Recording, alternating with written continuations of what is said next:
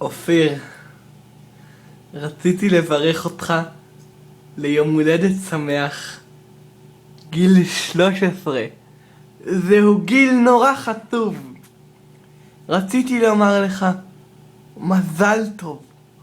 אני מאוד אוהב אותך. אתה האח הכי נפלא שיכולתי לבקש. רציתי להודות לך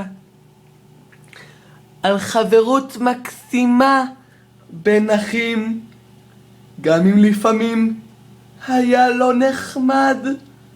נהניתי מכל רגע, או שלא. בקיצור, אופיר, שיהיה לך יום הולדת, אם לא בר מצווה, שמח, כי אני אוהב אותך מאוד. מגלעד, אח שלך.